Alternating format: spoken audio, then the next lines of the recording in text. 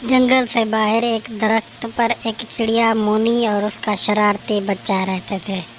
एक दिन जब चिड़िया मोनी,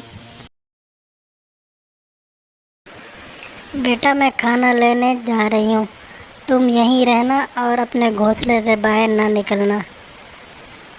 ये कहकर मोनी चिड़िया वहाँ से चली गई और कुछ देर के बाद उस दरख्त के नीचे थका हुआ हाथी आकर सो गया। बहुत मज़ा आएगा इस सोते हुए हाथी को तंग करके, बहुत मज़ा आएगा। आज तो मज़ा ही आ जाएगा। आज मैं इसे बहुत तंग करूँगा, मैं इसे नहीं बहुत तंग करूँगा। और ये कहकर वो नीचे उड़कर चला जाता है और हाथी को अपने पैरों से नुकसान पहुंचाने की कोशिश करता है और तंग करता है।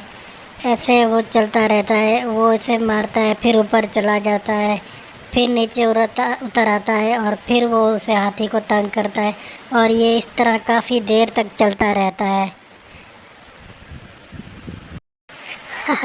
बहुत मज़ा आ रहा है, बहुत मज़ा आ रहा है। इसे तंग करके तो बहुत ज़्यादा मज़ा आ रहा है इस हाथी को। वो हाथी वहाँ से तंग आकर उठकर चला जाता है और वो चिड़िया का बच्चा शरारती जो होता है वो भी उसके पीछे निकल पड़ता है और वो हाथी चलता जाता है, चिड़िया का बच्चा भी उसके पीछे लगा रहता है। वो हाथी आगे निकलता जाता है, हाथी नहीं देखता कि मैं कहाँ जा रहा हूँ। वो अपनी तरफ, उसे जंगल का सारा पता है और वो चलता जाता है। चिड़िया का बच्चा शरारत के पीछे, वो उसके पीछे लगा रहता है और जैसे ही वो उसे मौका देता है वो फिर उसे तंग करता है और उसे अपनी चोंच से और पैरों से काटने की कोशिश करता है। ऐसा करते करते वो एक घने जंगल में पहुंच जाता है और फिर परेशान होकर बैठ जाता है कि मैं ये कहाँ आ गया हूँ, और रोना शुरू कर देता है कि मैं गुम हो गया हूँ, अब मैं कैसे अपने घर को जाऊँगा। वो रोता रहता है, काफ़ी देर तक रोता रहता है और बाद में जाके फिर हाथी देखता है उसे रोते हुए, तो हाथी को उस पर रहम आ जाता है। हाथी उससे पूछता है, बच्चे तुम क्यों रो रहे हो? तब वो बताता है कि मैं अपना घर भूल गया हूँ, मैं इस घने जंगल में फंस गया हूँ, तो अब मैं कैसे जाऊँ।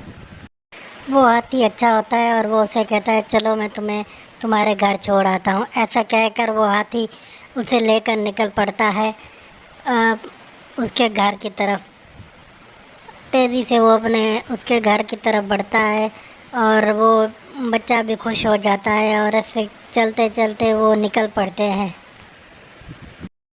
और दूसरी तरफ उसकी माँ भी पहुंच जाती है और वो परेशान हो रही होती है, तो इतने में हाथी उसके बच्चे को लेकर वहाँ पहुंच जाता है। तो वो बच्चा बहुत शर्मिंदा होता है, अपनी माँ को सारी कहानी बताता है और उसकी माँ हाथी का शुक्रिया अदा करती है और बच्चे को अपने को समझाती है कि शरारत में इतना मगन नहीं होते कि पीछे का सब कुछ भूल के किसी मुसीबत में न फंस जाएं।